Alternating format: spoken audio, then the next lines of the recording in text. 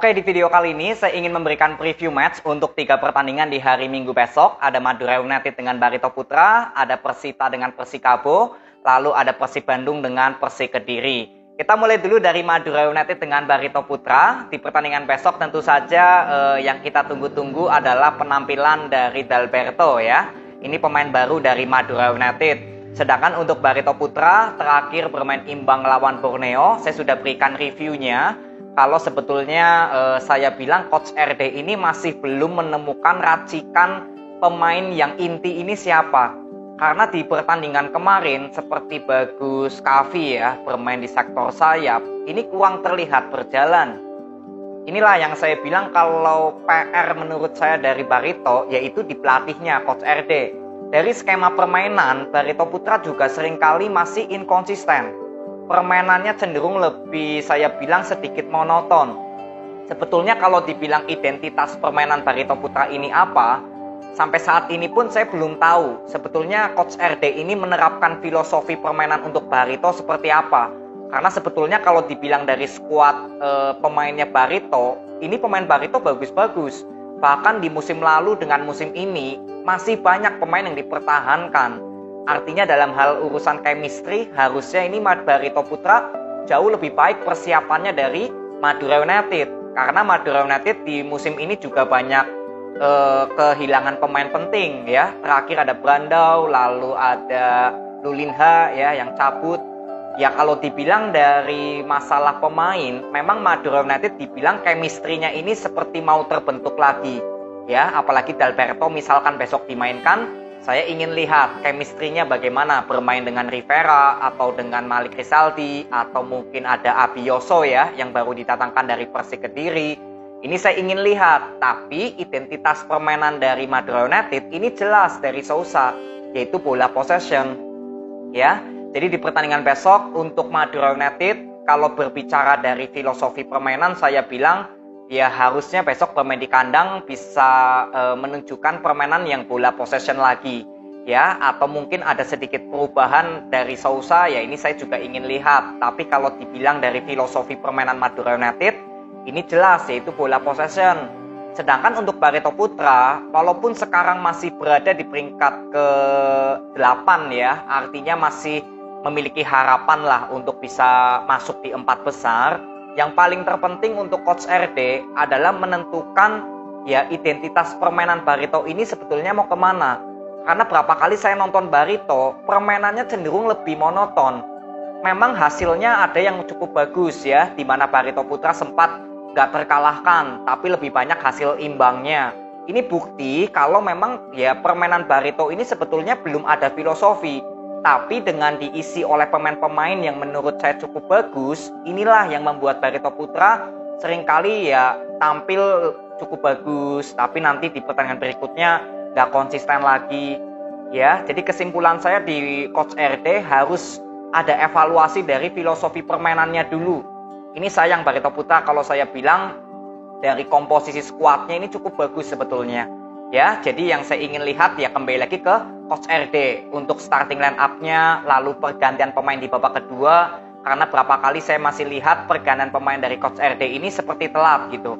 Ya, tapi besok kita akan lihat di pertandingan antara Madura United dengan Barito Putra. Jadi selamat bertanding ya. Nanti kita ketemu di hari Senin untuk membahas jalannya pertandingan antara Madura United dengan Barito Putra. Lalu next ya, ada Persita dengan Persikabo. Jadi untuk Persita Tangerang ya, dalam pertandingan terakhir ini imbang lawan Persija. Sedangkan untuk Persikabo juga imbang lawan Bayangkara. Sebetulnya Persikabo harusnya bisa memperoleh 3 poin. Tapi kembali lagi masalah kontroversi wasit ya, itu cukup merugikan sekali karena Persikabo sekarang butuh sekali kemenangan. Ya, ini sebetulnya sangat disayangkan lah keputusan wasit yang menganulir gol dari Pedrinho ya. Kalau nggak salah itu dari headingan. Ya, jadi untuk Persita Tangerang di permainan kemarin lawan Persija bermain counter attack-nya cukup bagus. Sedangkan untuk Persikabo kemarin lawan Bayangkara sebetulnya skema permainannya dari Coach Aji Santoso sudah bagus. Yang membuat Persikabo ini seringkali inkonsisten yaitu di perform pemain belakang. Ini yang berapa kali saya sering kritik ya, yaitu di pemain belakang. Bukan berbicara dari sektor pertahanan dari Coach Aji, tapi lebih ke perform pemainnya sendiri. Karena berapa kali ya untuk melakukan kesalahan-kesalahan kecil masih sering terjadi. Antara mungkin Didik ya, kalau nggak salah backnya Persikabo itu ada Didik Wahyu ya kalau nggak salah, sama Andi Setyo.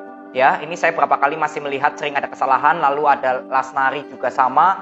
Kalau untuk sektor tengah seperti Lestusen yang besok mungkin absen ya karena kemarin mendapatkan kartu merah, saya bilang untuk sektor tengah dan sayap Persikabo untuk menyerang ini sudah cukup bagus. Skemanya sudah terlihat, filosofinya berjalan. Cuma di masalah kualitas pemain belakang ini yang berapa kali merugikan Persikabo.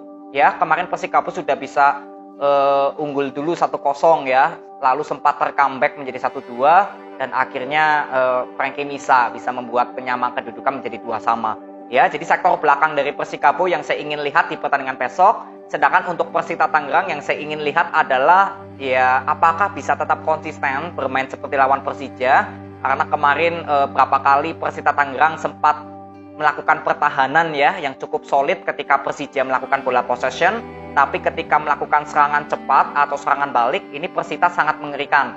Jadi saya ingin lihat penampilan dari Hasan juga nanti lawan Persikabo ya, permainannya akan seperti apa dengan Vidal atau Vergonzi. Lalu kemarin Rifki Setiawan ya dengan pemain tengahnya yang dimainkan di babak kedua, Faris Hasudin itu bermain cukup bagus. Jadi saya juga ingin lihat Divaldo Alves akan menurunkan di lini tengahnya siapa, karena kemarin Faris Hasudin ini bermain bagus ya. Rifki Setiawan juga sama. Ini pemain box to box yang saya bilang kalau sering dimainkan bersama mungkin penyerangan Persita akan jauh lebih baik lagi. Cuma ya mungkin minusnya ketika bertahan, karena Faris Hasudin dan Rifki Setiawan memang untuk natural bertahannya masih kurang baik ya. Ini lebih bagusnya untuk melakukan penyerangan. Nah, ini besok kita akan lihat karena Persita Tangerang kan bermain di kandang sendiri yang harusnya mengambil inisiatif serangan. Ya, jadi ini mungkin yang saya akan lihat di pertandingan besok antara Persita dengan Persikabo. Selamat bertanding. Nanti kita ketemu di hari Senin untuk membahas jalannya pertandingan antara Persita Tangerang dengan Persikabo 1973. Lalu next ya, ini ada derby klasik juga ya. Partai klasik ya antara Persib Bandung dengan Persik Kediri. Jadi untuk Persib Bandung di pertandingan terakhir ya menghadapi PSM ya, saya bilang di sektor tengahnya kurang jalan. Sedangkan untuk Persik Kediri terakhir imbang lawan Dewa United, ini saya masih melihat kalau skema permainan Hospite seperti belum menyatu ya dengan pemain-pemain yang baru didatangkan seperti Zevalente ataupun Renan Silva yang sudah pulih. Jadi di pertandingan besok untuk Persib Bandung yang saya ingin lihat adalah ke sektor tengah. Ya, kemarin banyak yang memberikan komentar karena tidak ada Madinda, jadi sektor tengah Persib seperti Mark Locke nggak ada tandemnya, yaitu jelas nggak perlu saya bahas karena kalau nggak ada Madinda kan kita harus cari alternatifnya apa yang harus dilakukan oleh Hodak. Nah inilah yang besok saya ingin lihat, karena kemarin ketika Beckham Putra dijadikan sebagai gelandang serang, saya bilang ini pemain bagus positioningnya, cuma di masalah end passing doang sebetulnya. Lalu support dari Mark Locke juga memang lawan PSM saya bilang masih minim. Bukan masalah cocok dengan Madinda Mark Locke, tapi kemarin Beckham juga sebetulnya bermain cukup bagus. Ya, tapi support dari Mark Locke nggak terlalu banyak.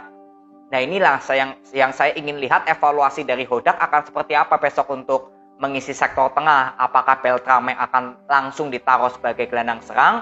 Nah ini saya juga ingin lihat, karena kemarin lawan PSM kan baru masuk di babak kedua. Ya, jadi evaluasi dari Hodak tentu yang menjadi sorotan utama saya untuk Persib Bandung menghadapi Persik Kediri besok. Sedangkan untuk Persik Kediri terakhir imbang lawan Dewa United, saya sudah memberikan analisa saya ya. Kalau saya ingin melihat besok filosofi permainan Persik ini akan ke arah mana. Ya, karena ini bermain di kandang Persib Bandung yang artinya ya Persib Bandung akan tampil lebih inisiatif menyerang. Ya, saya ingin lihat apakah Hospite akan menaruh pemain-pemain yang bertujuan untuk melakukan serangan balik. Jangan sampai justru seperti kemarin lawan Dewa United ya, ketika Zevalente bermain, Renan Silva bermain, ya filosofi Persik Kediri seperti nggak tahu ke arah mana gitu loh dari Hospite. Jadi yang perlu kita lihat besok Persik Kediri adalah di starting line up-nya dulu. Pemain yang akan diturunkan oleh Persik Kediri ini siapa saja. Kalau misalkan memang Adi Eko dengan Rohi Chan lagi yang diturunkan sebagai pemain gelandang box to box, artinya memang Persik Kediri akan mengandalkan serangan balik. Tapi ketika nanti mungkin Bayu Otto atau Zevalente yang dimainkan, artinya ya, atau harusnya Persik Kediri bisa bermain dengan sedikit bola possession.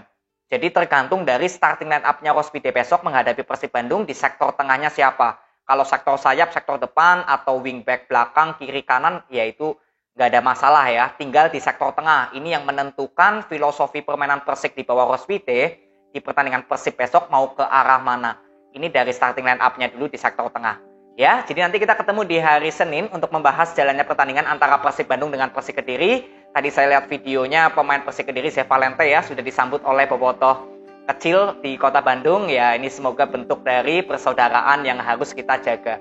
Ya, jadi good luck untuk Persib Bandung, good luck untuk Persik Kediri. Semoga tim kesayangan kalian bisa memperoleh hasil yang maksimal. Terima kasih, sampai ketemu di video berikutnya. See you.